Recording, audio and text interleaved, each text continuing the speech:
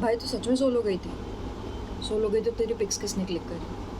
भाई तुझे डर नहीं लगा? वेल ऑफ कोर्स लगा था, and it didn't stop me. It just wasn't good enough to stop me from having the experience of my life, the most liberating experience. The time you get to spend with yourself is the best thing you can give to yourself. So in this video, welcome to my channel, and I'm going to tell you exactly how I planned my solo trip and what are the things you should keep in your mind and what are the things you should avoid while going solo, especially being a female traveler. What are the exact things you need to keep in your mind? So let's dive in. First thing that you keep into your mind is destination. As much as you research, as much as you plan, the better you are going to have the trip. So my first solo destination was Gwalior, and then I recently went to Khajuraho. But that was only because I am intrigued by architecture and heritage and archaeology.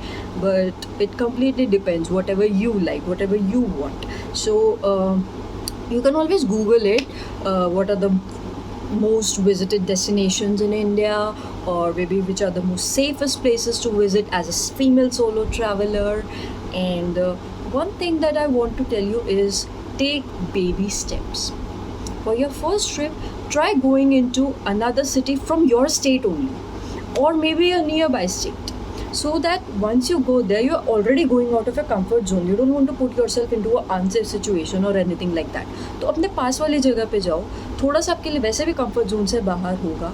You will learn how to live, how to travel on your own, how to book, how to book the accommodation, hotel, hostel. आपको जो भी book करना है, आप अपने finances खुद plan करोगे, आप अपना आइटनरी खुद डिसाइड करोगे, आपको जहाँ जितना टाइम स्पेंड करना है आप उतना कर सकते हो. It will really help you. It is always recommended to go through Google before going to that place, about that place, कि वहाँ पे what are the most visited places, what are things to be avoided.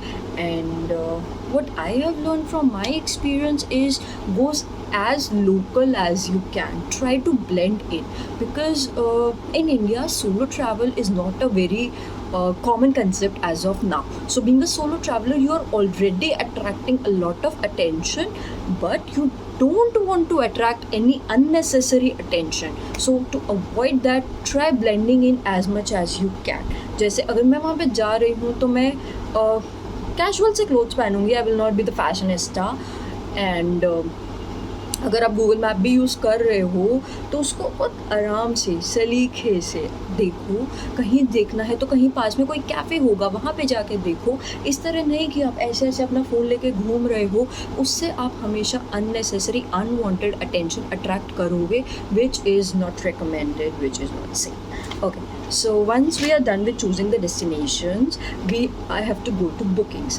Bookings can be done through various apps, and here again, give as much time as you can. Go through different apps, compare the prices, and then compare the reviews, compare the amenities that they are providing, and then choose your wisely. Amenities and reviews are the two most important things that are to be compared while choosing a destination. That is what I did when I was planning for my hotel.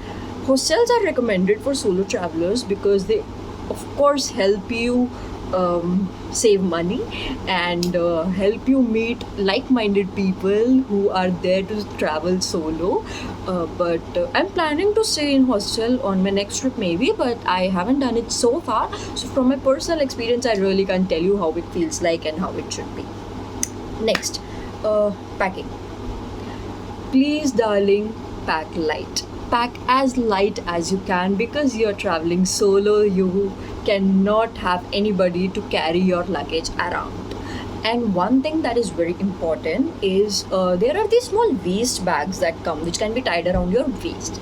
So always carry those bags because they are very safe and secure. Once you're packing, there are a few things you should not forget at all. Your ID proof, your medical insurance card, pepper spray, and a small knife, and some cash. and keep all these essentials in that waist pouch, which is always tied along your waist, completely safe and secure. So even if your bag is stolen, your essentials are there with you, like your phone and these safety measures. Safety measure is the most important thing you need to keep in your mind. You want to have a time of your life, you enjoy superb, amazing, but of course not at the cost of your own safety. So for safety, I would recommend, highly recommend in fact, carry a pepper spray, carry a knife, and try avoiding going into the isolated places, and try reaching the destination in the daytime. Whenever you are planning your trip or you are doing the bookings for your air tickets or your railway tickets or your bus, whatever it is, try reaching there in the daylight, because what happens is that you don't know that how far is that airport or railway station or bus stand, whatever it is, how far it is from the mainland city, and if you're going to get a good conveyance or not for your place of accommodation. So it is always recommended to reach your destination in daytime. Reach your destination in the daytime, like 8 or 9 maybe. Check in. Most of the hotels provide early check-ins these days. And last but not most important thing that you need to carry around while going on your solo trip is confidence. Be as confident as you are. Be the most confident person. And yes, one more thing that I forgot to mention earlier in my video was, whenever you're going to any new city, the offline map is always there. So try downloading it beforehand. So if you don't have any internet connection over there, you'll at least have the offline map with you. So these are all my points. I hope you have a good time whenever you go solo. Do let me know about it so that we can share our experiences.